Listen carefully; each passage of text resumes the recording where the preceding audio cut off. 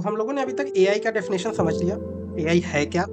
उसके बाद building blocks क्या है एआई का? सो AI comes under the subset of data science and ML.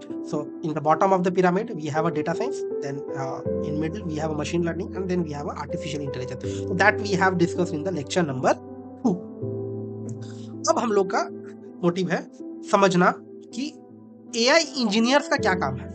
Okay, so जब कोई सॉफ्टवेयर इंजीनियर आर्टिफिशियल इंटेलिजेंस को अपने एप्लीकेशन में, अपने सॉफ्टवेयर में इम्बेड करने वाला है, when the engineer is going to embed that intelligence artificial intelligence into his software और अ प्रोडक्ट, सो कंसिडरेशन उस टाइम में क्या क्या होना चाहिए, एक ब्रीफ में लेक्चर नंबर 1 में हम लोगों ने डिस्कस किया था, एक यहाँ पे हम लोग अभी इन डेप्थ डिस्कस करेंगे. And it is very important, very very important.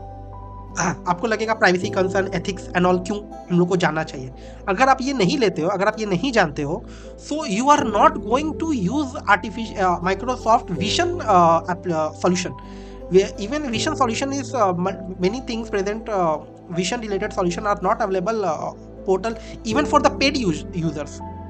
अगर आप किसी ऑर्गेनाइजेशन से रिलेटेड है, कनेक्टेड है, तो ही आपको मिलेगा, और वो भी उनको बहुत लंबा चौड़ा डॉक्यूमेंट साइन करके देना पड़ता है, और उसमें एडमिट करना पड़ता है for what purpose that they are going to use that solution. So considering that point, this lecture become very important to understand. Yes, it is theoretical right now, coding part पे भी हम लोग घुसेंगे, but without understanding things we are not going to understand the coding scenario, because artificial intelligence is completely like a human thing. Like we have to understand all the perspective, and there are boundaries, there are different boundaries, ethical concerns that has been drawn by the different vendors that they provide the services to us, like Microsoft and all. So we have to understand the ethical concerns as well. Okay, so software solution क्या है कि market में बहुत सारे software, there are multiple software engineers who are going to use this AI solution, AI services solution into their product. Okay, so अब क्या हो रहा है कि मशीन लर्निंग प्रोडक्ट आ रहा है, एंड मशीन लर्निंग में various mathematical things are involve into it. Okay, and machine learning जो तैयार होता है वो डेटा साइंस के बेसिस पे, different data that are available on that basis ये प्रिपेयर होता है. तो क्या एक सॉफ्टवेयर इंजीनियर को ये सब मैथ्स वो सब पढ़ने का जरूरत है पूरा जाके बेसिक्स में? No, it is not required at all. Software engineers are going to use the services that they are being provided by the machine learning models. Okay, so the advances made in the machine learning, together with the increased availability of the large volume of data and powerful compute on which it processes and trains the predictive model, has led to the availability of pre-packaged software service that encapsulate AI capabilities. So क्या होता है कि machine learning एक model prepare करके देगा, जो complete एक package होगा हम लोग के लिए, वो मॉडल होगा जो प्रिडिक्ट करेगा. Okay, that will help in predicting the things whatever we want to use it. Okay, so software engineer can take advantage of these services to create application and agents that use underlying AI functionality, using them as a building blocks to create intelligent solutions. So now software engineers, as a software engineer, they are going to use this model into their application. Let us suppose software engineer क्या है, let suppose आप full stack web developer हो, आपको उसमें chatbot आपको उसमें डालना है, and chatbot should not be like 1-to-1 like pre defined options आपको दे, वैसा नहीं, कंप्लीट चैट जीपीटी जैसा वो काम करे. Okay, so in that case you don't have to write all the code, you are just going to use the services that are available, the machine learning services as a chat GPT, and you are going to use that services into it. अब कैसे आप use करोगे, उसका एक की होता है, security की होगा, और आपको इन पॉइंट दिया मिलेगा. जब आप सॉल्यूशन आप क्रिएट करोगे एज़्योर पे, वो हम लोग देखेंगे लेटर, तो आपको उसमें दो चीज़ मिलता है, एक की मिलेगा और एक आपको इन पॉइंट मिलेगा. की आपको दो होता है, वो दो की का क्या रीज़न वो भी हम लोग समझेंगे बाद में. तो आपको की मिलेगा और इन पॉइंट मिलेगा, और ये दोनों के बदौलत ही आप वो सर्विसेज आप यूज़ कर पाओगे अपने एप्लीकेशन, अपने वेबसाइट पे. वो परफेक्टली वैसा काम करेगा जैसा चैट जीपीटी काम करता है. Okay, so this is the work of software engineer, how they are going to use to, so this is how they are going to use the AI into their application. So this means that software engineers can apply their existing skills. So software engineer can apply their existing skills in programming, testing, working with source control system, packaging applications for deployment, without having to become a data scientist or machine learning experts. तो software engineer को कोई जरूरत नहीं है machine learning सीखने का, software engineer को कोई मतलब नहीं है डेटा साइंटिस्ट बनने का. सॉफ्टवेयर इंजीनियर इंडिपेंडेंटली अपना स्किल अप्लाई करेगा, प्रोग्रामिंग का, टेस्टिंग का, डिप्लॉयमेंट का, और ये सारे पैकेज को वो यूज कर पाएगा, और and they can deliver that product to their client. Okay, so जब हम लोग ये कह रहे हैं कि सॉफ्टवेयर इंजीनियर को कोई मतलब नहीं है मशीन लर्निंग सीखने का और डेटा साइंस ये सब जानने का, तो इसका मतलब ये नहीं है कि software engineer should be completely blank of their mind, कि he don't know what is machine learning. नहीं, ऐसा नहीं है। However, to fully capitalize on the opportunities of AI, software engineers do require at least a conceptual understanding of core AI and machine learning principles. Okay, तो software engineers को एक overall understanding तो होना ही बनता है। Then only he is going to, because see, जब आप local में आप डेवलपमेंट कर रहे हो तो ठीक है, आप वेबसाइट डेवलप कर लिए and all, but at the end when you are sending that product to the client, so there are many ethical concerns that you have to take with the users. So all those things you have to take care while building that application. Data should not be share, data should can not be leak. जैसे USA के लिए PHI data compliance होता है, and UK के लिए GDPR होता है। Similarly India के लिए भी डेटा प्राइवेसी होता है। ओके, IT एक्ट के अंदर आता है। So all those things software engineer should be aware of that thing. Okay, now so ये हम लोग तो समझ गए कि सॉफ्टवेयर इंजीनियर को ऐसा क्या कर रहा है Microsoft when they are going to use that AI thing. Okay, now model training and interfacing होता है। What is model training? So हम लोग देखें ये सब model training that comes through the artificial intelligence and all, and it the data that it gets from the data science. So many AI systems rely on the predictive model that must be train using a sample data. अब देखो क्या होता है, एक data science, एक let us suppose we have a, let me come with a different box, let us suppose we have a large database, that is a data science collection, let's suppose that thing. Okay, बहुत सारा data है, ये data गया machine learning के पास, ठीक है। अब machine learning क्या करेगा, इससे एक प्रिडिक्टिव मॉडल बनाएगा। क्या करेगा? प्रिडिक्टिव मॉडल इससे बनाएगा, ठीक है। इससे एक मॉडल बनाएगा, प्रिडिक्टिव मॉडल इससे एक बना। अब इसमें क्या होगा प्रिडिक्टिव मॉडल से, now this model, let us suppose you are a software engineer. अब दिस मॉडल को सॉफ्टवेयर इंजीनियर यूज करेगा अपने में। अब जब इस मॉडल को यूज करने वाला है तो ये मॉडल क्या, ये मॉडल तो इस डेटा, ये this model has been trained on this data. Okay, but this software engineer का रिक्वायरमेंट तो कुछ और सकता नहीं है। सॉफ्टवेयर इंजीनियर मान लो किसी इन्फोसिस में काम कर रहा है या किसी TCS में काम कर रहा है, और इन्फोसिस TCS में भी कर रहा है किसी एक्स क्लाइंट के लिए, लेट अस सपोज काम कर रहा है एक वेल्श वाटर के लिए, काम कर रहा है एक Amazon के लिए, किसी भी सर्विसेज के लिए वो काम कर रहा है। ओके, सो सभी का रिक्वायरमेंट अलग अलग होगा ना। Okay, so how we are going to use this same model, let us suppose इस मॉडल का नाम A रख देते हैं, तो ये A मॉडल को कैसे सॉफ्टवेयर इंजीनियर सेम मॉडल को यूज करेगा, TCS के लिए भी, TCS का डिफरेंट क्लाइंट के लिए, इन्फोसिस का डिफरेंट क्लाइंट के लिए, और डिफरेंट लाइक दैट कैसे यूज करेगा, कर सकता है। कैसे करेगा? अब क्या करेगा, this software engineer is going to use this model. अब इस मॉडल में क्या करेगा, ये मॉडल ऑलरेडी ट्रेंड है, ये ट्रेनिंग दिया हुआ है। अब एक विजुअलाइज करने की कोशिश करो, ये ट्रेंड है मॉडल। अब इसमें क्या करेगा software engineer, as per let us suppose there are 2 clients, let us suppose software engineer, एक सॉफ्टवेयर इंजीनियर इन्फोसिस का, एक सॉफ्टवेयर इंजीनियर TCS का। ओके, और ये किसी और पार्टी के लिए काम कर रहे हैं, मान लो इनका क्लाइंट कुछ और है, इनका client late us suppose X है और इनका client late us suppose Y। अब क्या करेगा सॉफ्टवेयर इंजीनियर, इन्फोसिस का सॉफ्टवेयर इंजीनियर एक क्लाइंट से रिलेटेड सैंपल डेटा इस प्रिडिक्टिव मॉडल में डालेगा। ये जो इन्फोसिस का क्लाइंट क्या करेगा, इन्फोसिस का सॉफ्टवेयर इंजीनियर क्या करेगा, एक्स क्लाइंट से related sample data, market I am calling a sample data, not real data, sample data. एक वैसा ही let us suppose income tax का फॉर्म है अपने पास, अमेरिका का इनकम टैक्स का फॉर्म है, और इनकम टैक्स का फॉर्म एक कंप्लीटली सैंपल इनकम टैक्स का फॉर्म बनाएंगे जिसमें एक नेम होता है, फर्स्ट नेम होता है, लास्ट नेम होता है, एड्रेस होता है, और टोटल टैक्स होगा, ऐसे कैलकुलेट होता है, वो सारा एक फॉर्म बनाएंगे, वो सैंपल फॉर्म बनाएंगे। वैसा हम लोग कम से कम, और डिफरेंट सिनेरियोस हो सकता है ना, कि किसी मान लो किसी आदमी का नाम फर्स्ट नेम होगा, मिडिल नेम नहीं होगा, लास्ट नेम होगा, किसी पर्सन का नाम सिर्फ फर्स्ट नेम होगा, मिडिल नेम लास्ट नेम है ही नहीं। Okay, so that kind of scenario. So ऐसा डेटा कॉम्बिनेशन का सैंपल डेटा एक सॉफ्टवेयर इंजीनियर ये प्रिपेयर करेगा। अब क्या करेगा, इस प्रिडिक्टिव मॉडल में वो सैंपल डेटा को डालेगा। अब क्या होगा, this model is going to, अब इसके बाद क्या करेगा, इस मॉडल को ट्रेन करेगा, फिर से ट्रेन करेगा। इस मॉडल को किस पर ट्रेन हो रहा है, this model is going to be trained on x sample data which is provided by the software engineer of Infosys. Okay, अब ये सॉफ्टवेयर इंजीनियर ऑफ इन्फोसिस इस मॉडल को ट्रेन करेगा। अब इस मॉडल को ट्रेन करके कुछ इनपुट इसमें डालेगा। अब जब इनपुट डालेगा तो एक टर्मिनोलॉजी होता है कॉन्फिडेंस स्कोर, और इसका वैल्यू होता है 0 to 1 के बीच में। ओके, 0 to 1 के बीच में। अब 0 to 1 लेटर सपोज अगर हम 80% बोल रहे हैं तो वैल्यू होगा 0.80, अगर हम 85% बोलते हैं 0.85 होगा उसका वैल्यू, अगर हम 50% बोलते हैं तो उसका वैल्यू 0.50 होगा, ठीक है। अगर 100% मॉडल करेक्ट है तो उसका वैल्यू होगा 1, ओके। ये स्कोर है।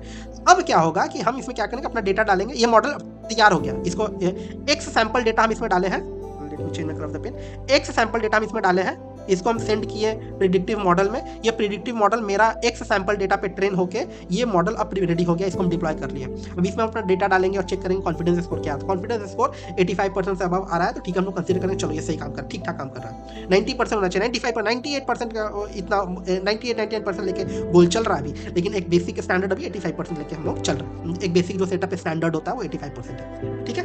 अब क्या हुआ, इसी मॉडल, ये प्रिडिक्टिव मॉडल ए, इस प्रिडिक्टिव मॉडल ए को ही इन्फोसिस का सॉफ्टवेयर इंजीनियर अपने एक्स क्लाइंट के लिए यूज किया और अपना एआई सर्विस जनरेट कर लिया। अब इस सर्विस को यूज करेगा, अब वो अपना मान लो एक वेबसाइट बना रहा है, उसमें इस सर्विस को, वेबसाइट या कोई भी एप्लीकेशन बनाना है उसमें, अब इस मॉडल की, ये जो मॉडल अभी ये मॉडल जो भी तैयार हुआ है, इसको अब अपने एप्लीकेशन में वो यूज करेगा।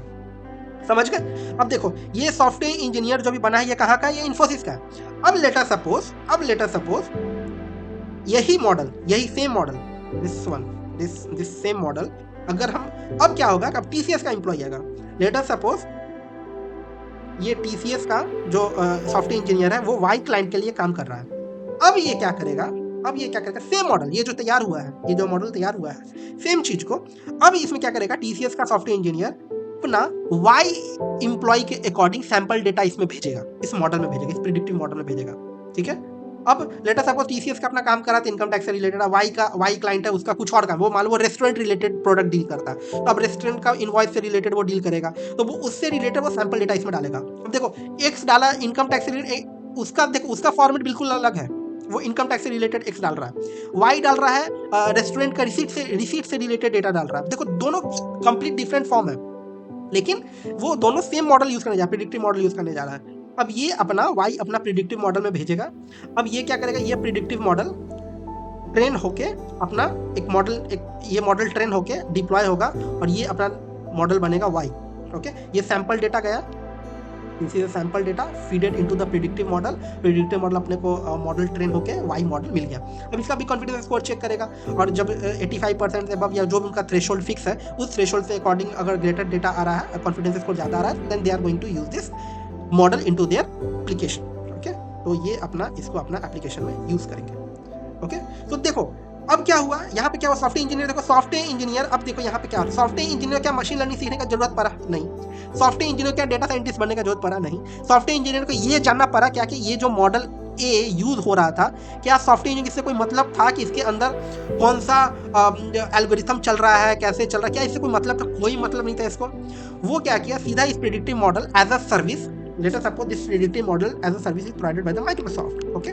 So now this software engineer has just used the service of Microsoft predictive model और अपने एप्लीकेशन में इसको यूज करके अपने एप्लीकेशन को उसने स्मार्ट बना लिया, उसने अपने एप्लीकेशन को स्मार्ट बना लिया, आर्टिफिशियल इंटेलिजेंस से एम्बेड कर लिया अपने एप्लीकेशन को, okay. So see this is how the whole cycle process work of model training और इंटरफेसिंग, ये सब कैसे होता है। अब इसी में टर्म्स आता है, फीचर्स आता है, लेबल आता है, तो इसमें अब कैसे मॉडल ट्रेन में क्या किया, मैं तुमको बताया था ना कि फर्स्ट नेम, जैसे इसमें इनकम टैक्स वाला में फर्स्ट नेम लास्ट नेम ऐसा करके मॉडल होगा, फर्स्ट नेम क्या होगा, लेबल उसको क्रिएट करते हैं, उसको लेबलिंग ऐसे करके बोलेंगे, ये सारा चीज़ हम लोग आगे हम लोग सीखने वाले हैं। तो ये एक कॉमन अंडरस्टैंडिंग हो गया, ठीक है।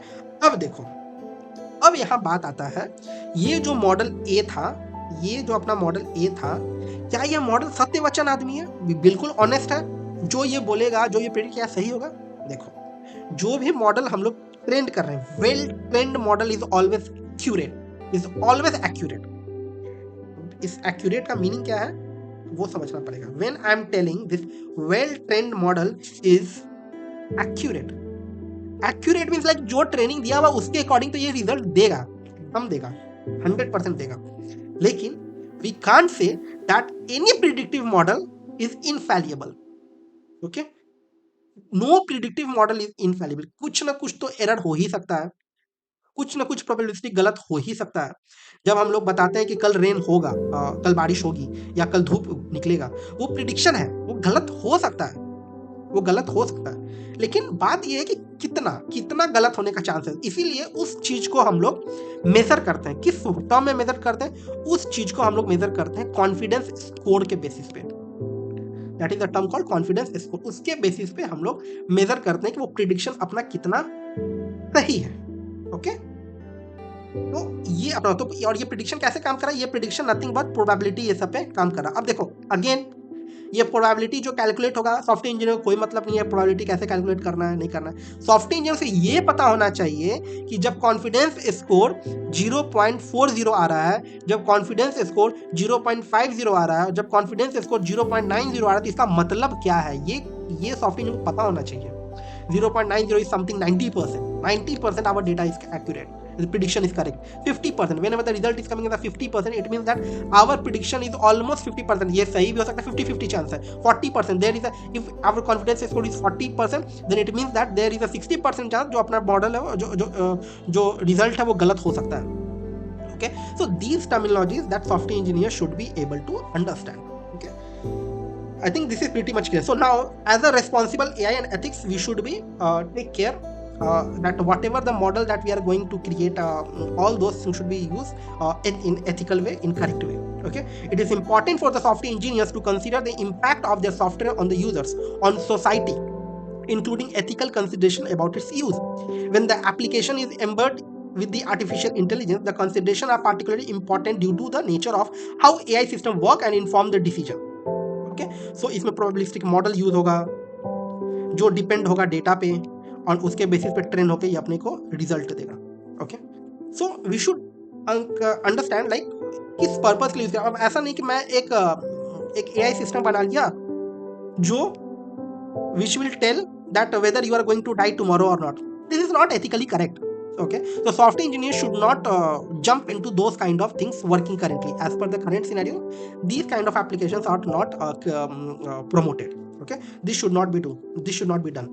Okay, so the human like nature of AI solution is a significant benefit in making the application of user friendly, but it can also lead users to place a great deal of trust in the application ability to make it correct decision. अब let us suppose मैं एक AI solution बना रहा हूँ जो predict करेगा कि ऐसा रेन होने का चांस है, late us suppose, and this model is very accurate, late us suppose. तो इसको हम मैनिपुलेट करके लोग को गलत बता दें कि नहीं कल रेन ऐसा होने वाला है, and on that basis let us suppose a betting company is working on and they launched wrong data into things. So these kind of ethical concerns should not be encouraged. Okay, तो इसीलिए ethical concerns should also be related to this, should also be considered when we are dealing with the artificial intelligence by the software engineers, and they should be aware about that thing. They should be aware like जो भी हम लोग model use करने वाले हैं, जो भी model हम लोग ट्रेन किए हैं, वो किस पर्पज के लिए यूज हो रहा है, वो it should always be in a positive way and it should not B miss use. So that's why अगर आप जाओगे माइक्रोसॉफ्ट के प्लेटफॉर्म पे तो NLP services you can use it easily, document analysis service you can use it easily, but whenever it comes related to the vision, you can't use all the services easily. There are some declarations that you have to submit before using vision services. Okay, within the vision there was one model that can even detect whether the person standing in the photo is a male or a female. So now that kind of services are banned within the Microsoft itself. So because of ethical concerns. So that's why ethical related stuffs are very, very important when we are dealing with the artificial intelligence related solutions softwares. Okay.